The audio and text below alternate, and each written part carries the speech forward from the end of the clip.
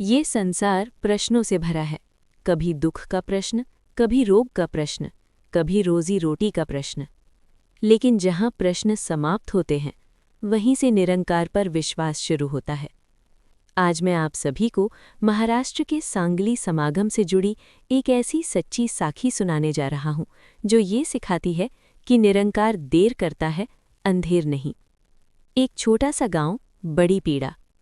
महाराष्ट्र के एक कोने में बसा था एक छोटा सा गांव, भीमनगर। न ज्यादा साधन, न ज्यादा सुविधाएं, पर दिल साफ और मेहनत अपार। उसी गांव में रहता था रामदास पाटिल, एक साधारण किसान। खेती ही सहारा थी, लेकिन लगातार 3 साल बारिश ने धोखा दिया। फसल सूखी, कर्ज बढ़ा और घर में सबसे बड़ा दुख रामदास की बूढ़ी माँ, जो महीनों से बिस्तर पर थीं। डॉक्टर कहते, उम्र भी है, बीमारी भी, उम्मीद कम है। हिम्मत टूटती जा रही थी। एक दिन साहूकार घर आया, कागज मेज पर रख दिए। इस बार पैसा नहीं दिया तो जमीन चली जाएगी। रामदास की आंखों में आंसू थे, पर जुबान खामोश। रात को माँ ने धीमी आवाज में कहा, बेटा, मुझे छोड़ दे, मेरा इलाज मत करवा। यही वो पल था जब इंसान टूट जाता है। सत्संग से जगी आशा।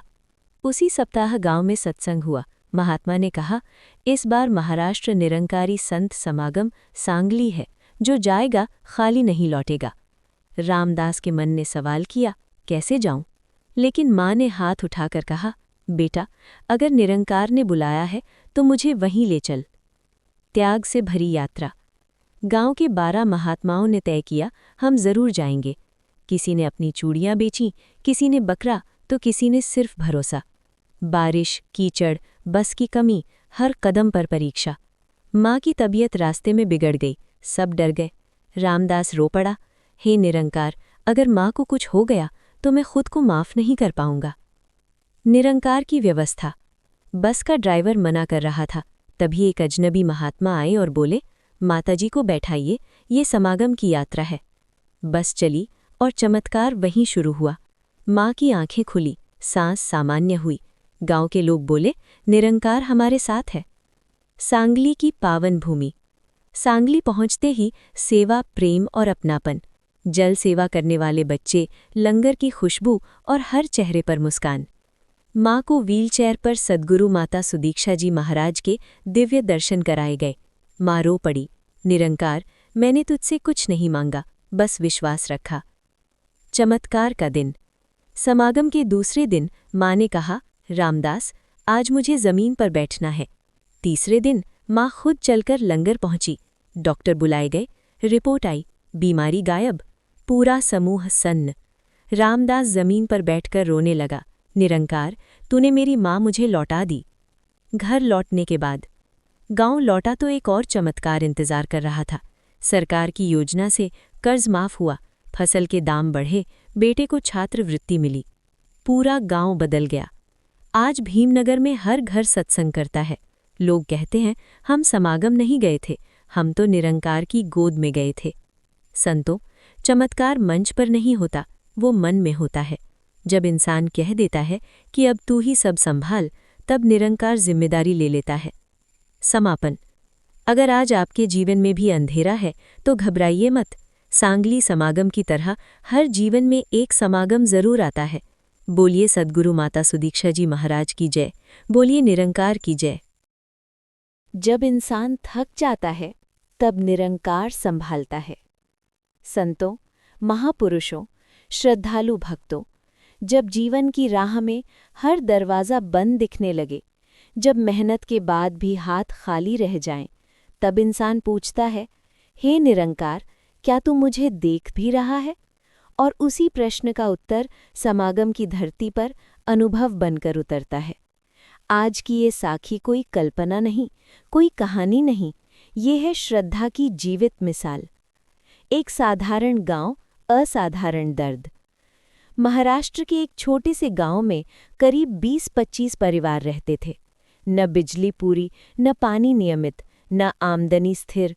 उसी गांव में रहता था रामदास पाटिल, ईमानदार किसान। पर पिछले 3 वर्षों से बारिश ने धोखा दिया था।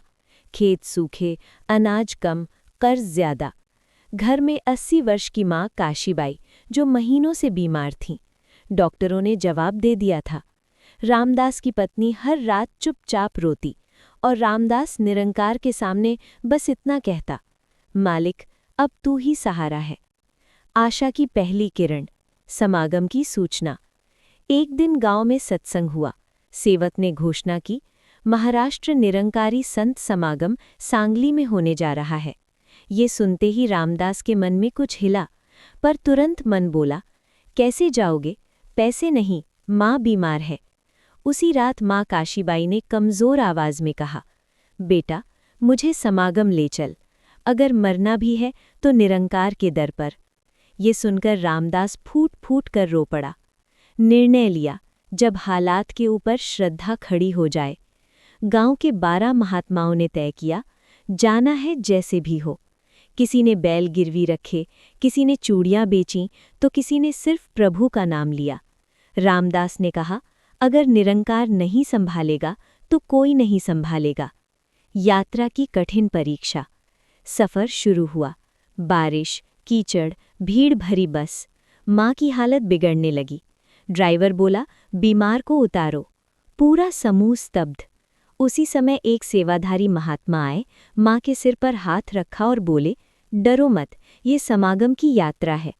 बस आगे बढ़ी और कुछ ही देर में माँ की सांसें सामान्य। सबने एक स्वर में कहा, निरंकार। सांगली पहुंचते ही बदलता वातावरण। जैसे ही सांगली की धरती पर कदम पड़ा, लगा जैसे दर्द पीछे छूट गया। चारों ओर सेवा, अनुशासन, प्रेम। लंगर में बैठते ही रामदास की आंखों से आंसू बहने लगे। हे मालिक, इतना अपनापन दुनिया में कहाँ? दिव्य दर्शन और चमत्कार का आरंभ। समागम के दिन सद्गुरु माता सुदीक्षा जी महाराज का दिव्य प्रवचन। माँ काशीबाई व्हीलचेयर पर थीं। जैसे ही सद्गुरु जी का आशीर्वचन हुआ, माँ ने आंखें बंद की और बस कहा, निरंकार। अचानक उनके हाथ हिलने लगे, पैरों में जान आई। सब देखते रह गए। कुछ देर बाद माँ खड़ी हो गईं। पूरा पंडाल निरंकार के जयकारों से गूंज उठा। डॉक्टर भी रह गए हैरान। समागम के बाद डॉक्टर को दिखाया गया।